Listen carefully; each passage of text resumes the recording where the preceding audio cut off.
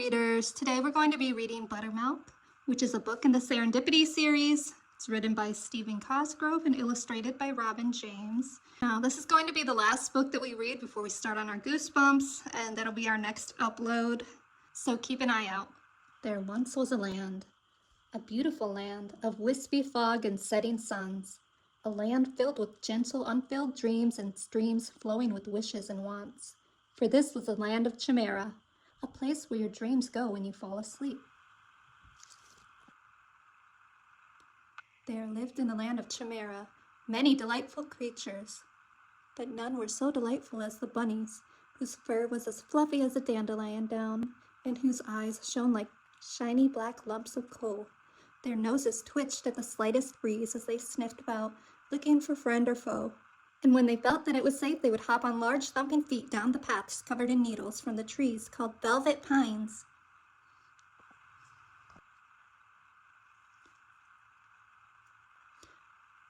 One such bunny of Chimera was a delightful creature, with fur the color of cream, sprinkled with light golden splotches. Seen in the proper light, her fur reminded one of Buttermilk, and that is what she was called. Buttermilk. Late one day, as the sun was setting low and the shadows were getting longer, Buttermilk realized that she had wandered far away from her home.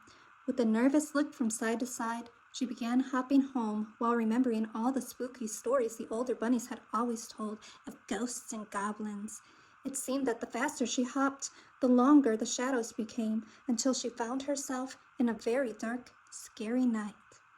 Buttermilk's fuzzy poof of a tail quivered in fear as she hopped faster and faster through what her mind had made into a very frightful forest. She had hopped around a corner of the path, nervously looking over her shoulder at what she knew must be a ghost or a goblin, when right before her stood the most ferocious dragon she had ever seen. Well, it was also the only dragon she had ever seen, but scary just the same. The dragon stood at least 9 feet tall with scales of green and yellow plated armor that fluttered as the dragon breathed. Its wings were furled like giant sails as it towered above the frightened bunny. Suddenly, the terrible wings began to move, making the most terrifying sound. "Get moving, feet. Just run," Buttermilk stuttered as her feet began to pound against the ground, and run she did like she had never run before. Always looking behind her, Buttermilk hopped and hopped down the velvety path in the ever-deepening darkness. She had hopped over a rotting log when she saw before her a more than monstrous bear. The bear, with hulking shoulders and long knife-like teeth, sat hunched at the edge of the path, just waiting for an unsuspecting, bungling bunny like Buttermilk to come along. The bear's teeth began to chatter in anticipation of a busy, bushy bundle of baby bunny breakfast. "Come on, feet, make motion," she said, as her legs, thumping like 2 pumping pistons, kicked up pine needles as she raced down the path. She was really moving now, and nothing would have stopped her escape from the forest to her den, except for the banshee. What a horrible, horrible sight!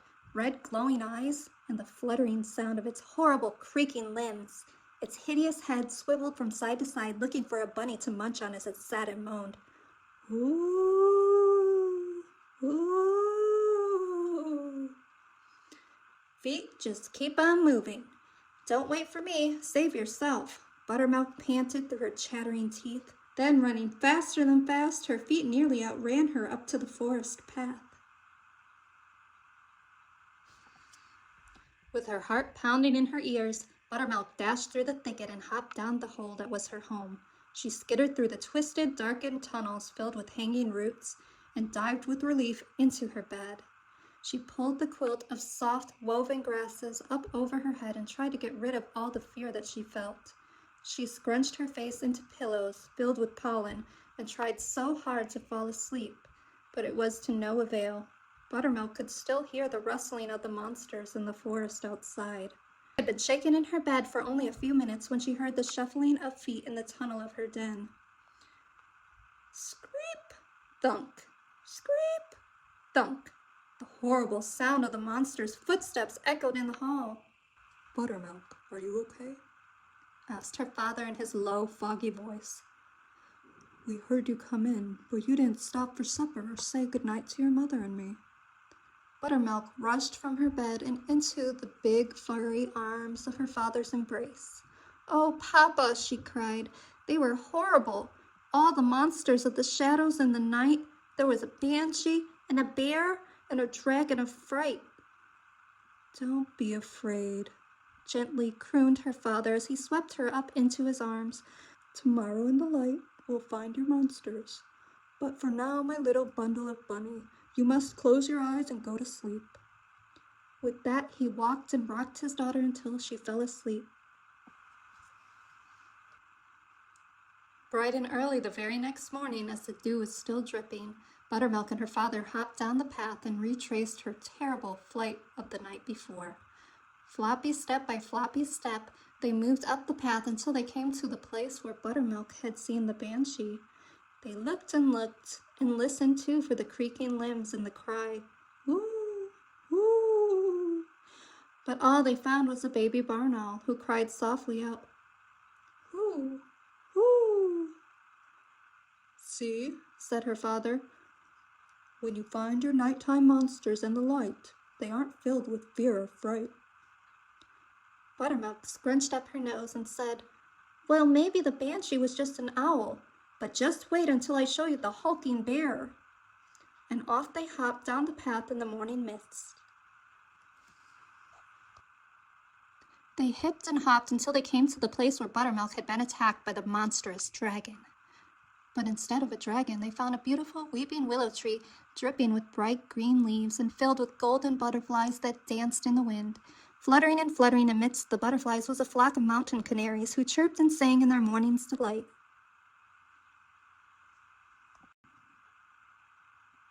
"Gee, Papa, I feel so dumb," said a humbled Buttermilk as she twisted and turned her foot in the path. "I shouldn't have been so scared." "No," said her father in the gentlest of ways.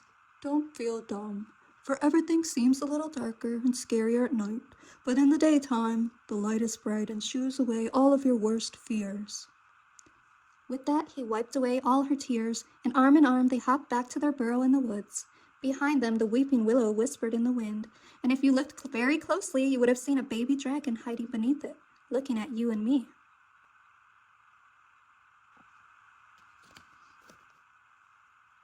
Remember, at nighttime within shadows deep, there aren't any monsters. Close your eyes and go to sleep.